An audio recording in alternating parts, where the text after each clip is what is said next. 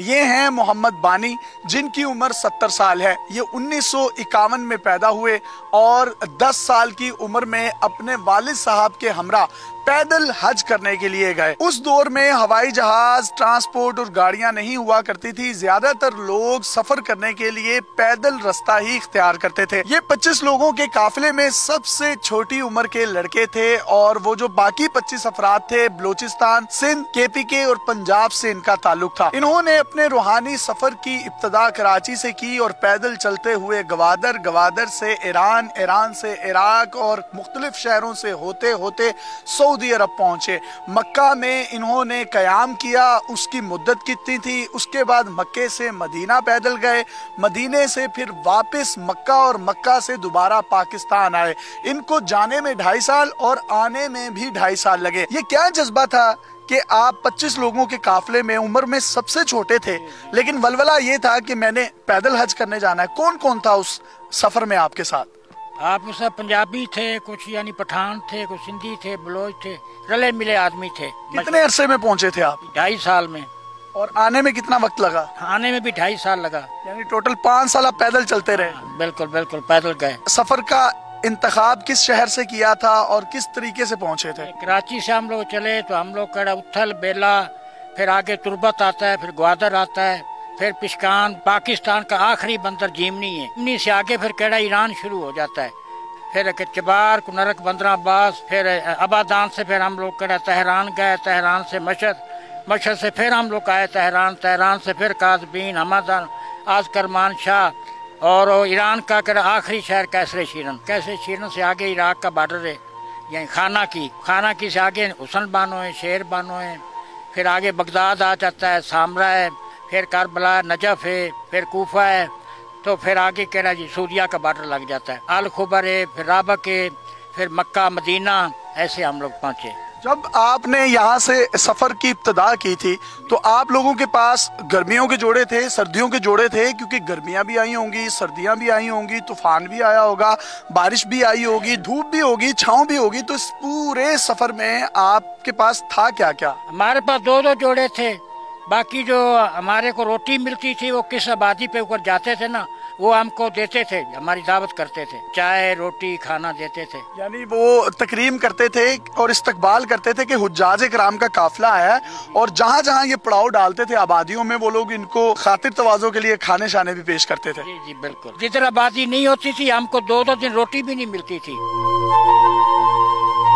جب آپ پیدل سفر کرتے تھے آپ کی تو جوتیاں بھی ٹوٹ جاتی ہوں گی، پاؤں بھی سوج جاتے ہوں گے، چھالے بھی پڑ جاتے ہوں گے، تو تب علاج کی گھر سے کوئی میڈیسنز بھی لے کر گئے تھے؟ نہیں جی، میڈیکل کچھ بھی نہیں تھا، سب اللہ کا نام تھا۔ ہمارے جوتے موتے ٹوٹ گئے تو وہ کھجی کے جوتے ہم کو بنا کے دے دیتے تھے آبادی والے لوگ۔ ادھر سے جو ہم لوگ کراچی سے لے کے چلا تھا نا جوتے، وہ ہمارے آگے سفر میں ٹوٹ گئے تھے، گوادر سے آگے، پھر آگے ہم کو وہ کھجی کے جوتے ملے۔ 2.5 سالوں کے سفر میں گرمی آپ نے دیکھی، پھر سردی آ گئی ہوگی، تو سردیوں میں اوپر کیا پہنتے تھے؟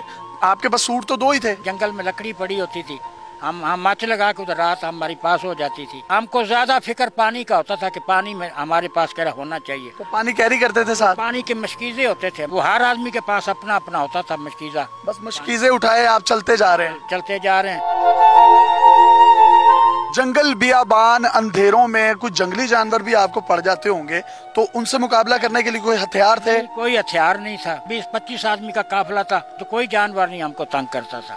اس سفر میں آپ کو جب تھکاوٹ محسوس ہوتی تھی، وہ کون سا جذبہ تھا جو آپ کو اٹھاتا تھا کہ نہیں ابھی سفر تھوڑا ہی رہ گیا، سینکڑوں کلومیٹر ہی رہ گیا، نکلنا ہے، جانا ہے؟ تو وہ تو پاک نبی علیہ السلام کی محبت اور کعبہ بیت اللہ شریف کی محبت اور نجف و کربلا کی محبت ہمارے دل میں تھی۔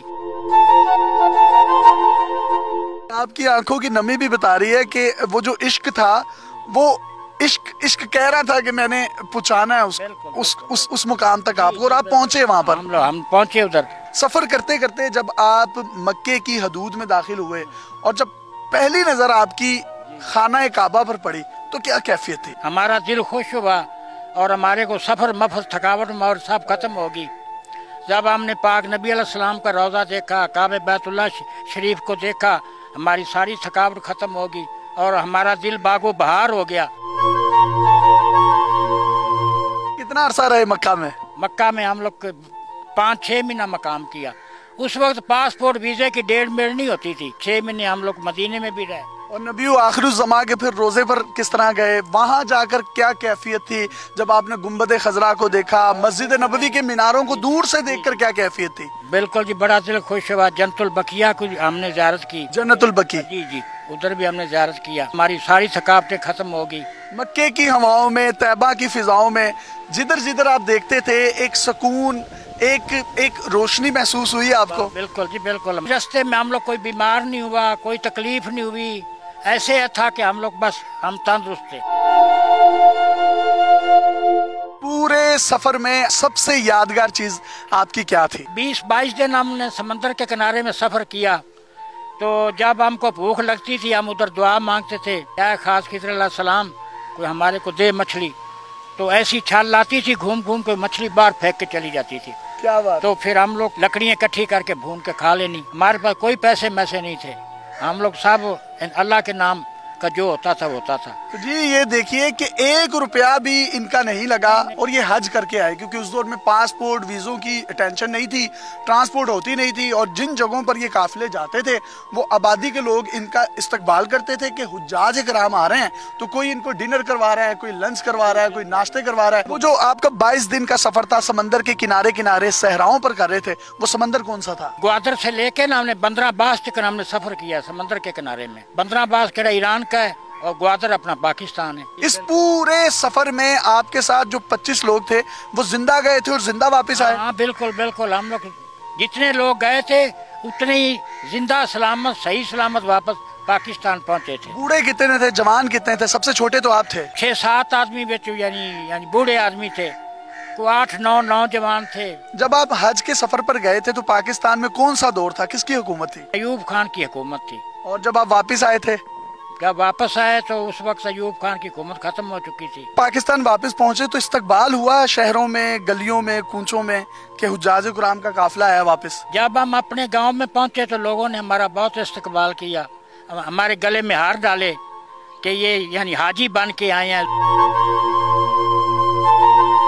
ये जो आप छोटी सी गठरी देख रहे हैं, इसके अंदर इन्होंने कैंचियां, उस्तरे और कुछ हजामत का सामान रखा हुआ है। ये बेसिकली बार्बर हैं जिसको नाई कहा जाता है, और कोई शॉप नहीं है इनकी। ये किसी के बाल काट देते हैं, कोई भी शख्स इनको कहीं भी बुलाता है, ये गलियों में जाते हैं, आवाजें लगाते हैं कि किसी ने बाल कटवाने हैं, शेव करवानी है तो वो इनसे करवा सकता है। तो लोग इनसे ताउन भी करते हैं।